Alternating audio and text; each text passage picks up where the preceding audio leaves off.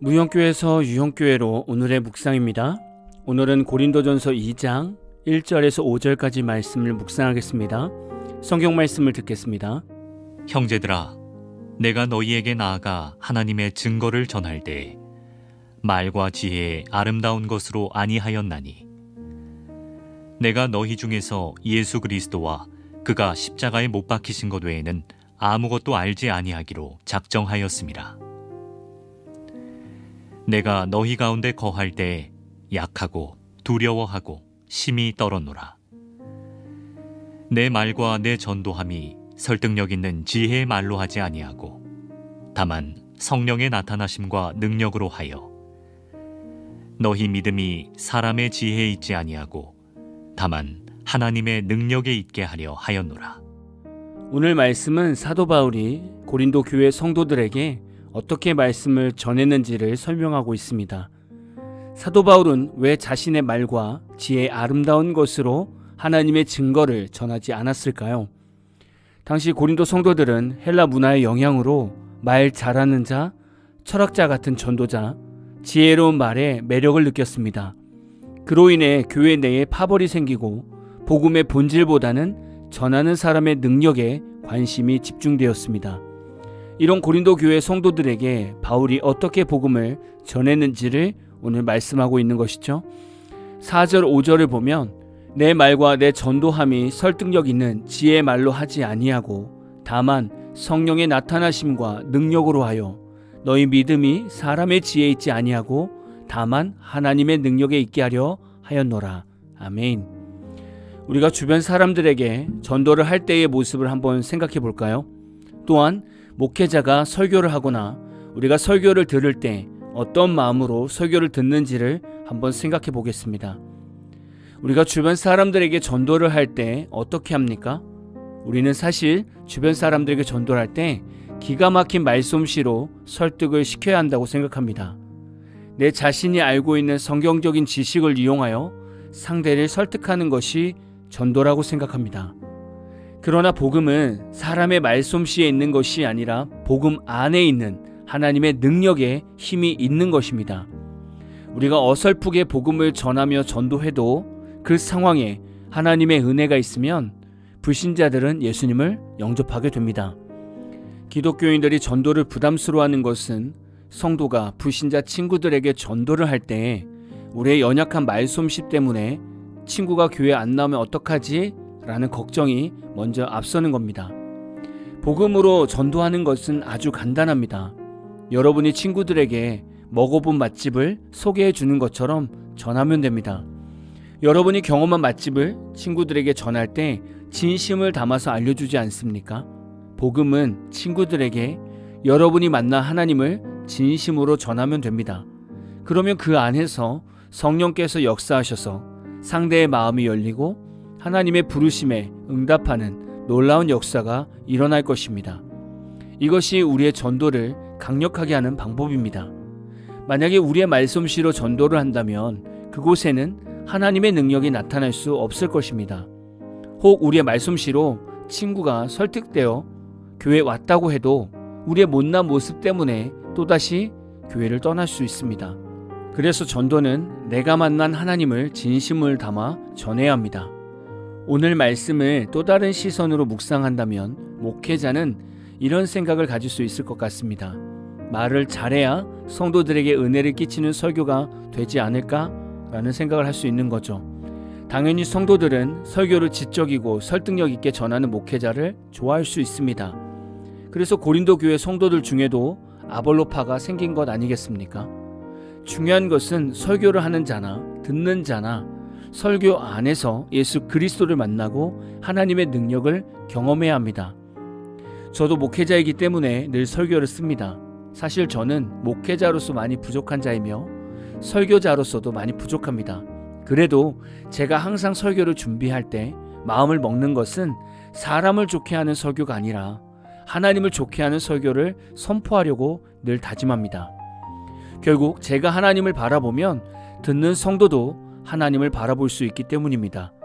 그래서 목회자들은 사람에게 말로써 무언가 전하려고 하기보다는 목회자의 삶 속에서 만난 하나님을 전하고 그 말씀대로 살아가는 삶을 보여준다면 성도는 그 안에서 참된 예수 그리스도를 만나게 될 것입니다.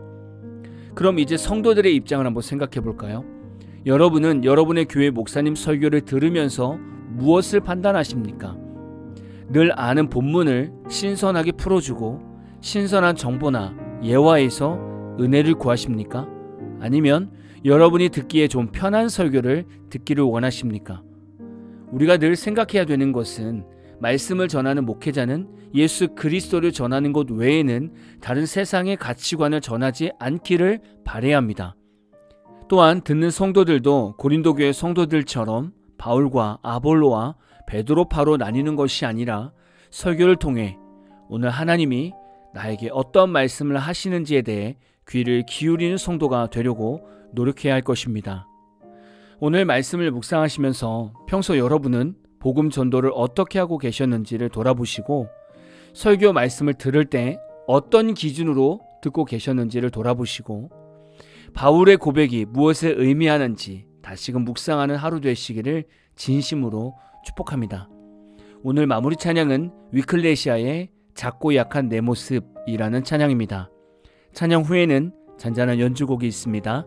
말씀을 생각하면서 기도하는 시간을 가져보십시오.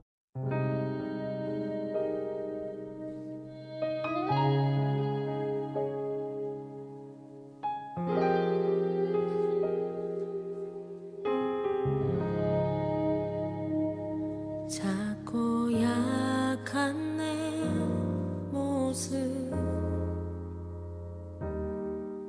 기댈 곳도 없는 나를 위로하시려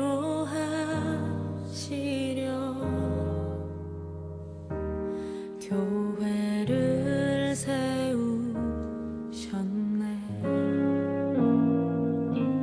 주님은 다시는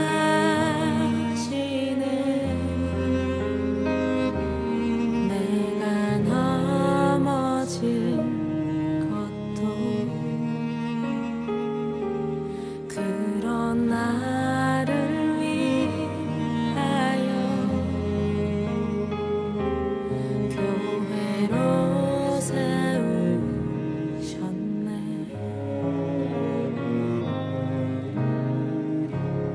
우리 모여 사랑할 때 주님 위로하시네. 우리 함께 기도할 때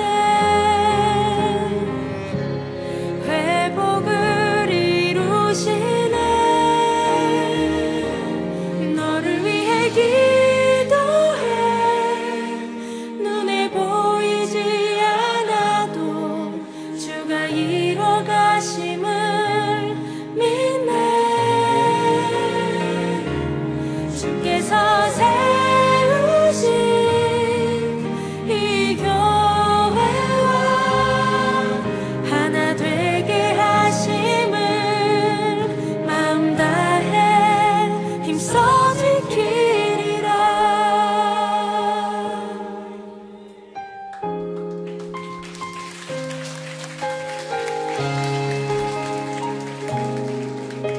다시 한번 같이 고백합시다. 작고 약한 내 모습 기댈 곳도 없는 나를 위로하시려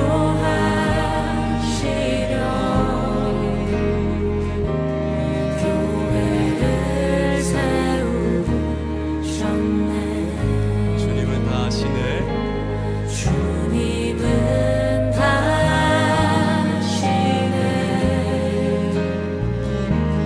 내가 넘어질 것도 그런 나를 위하여 교회로 세우셨네.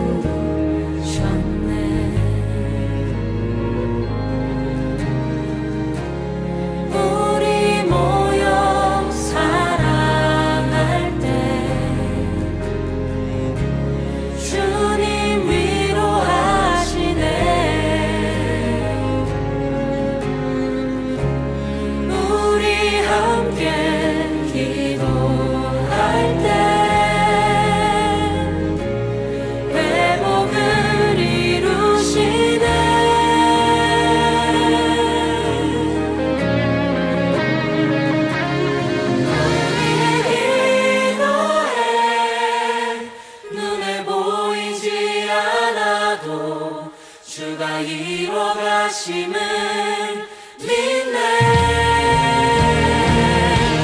주께서 세우신 이 교회와 하나 되게 하심을 맘 다해 힘써 지키리라.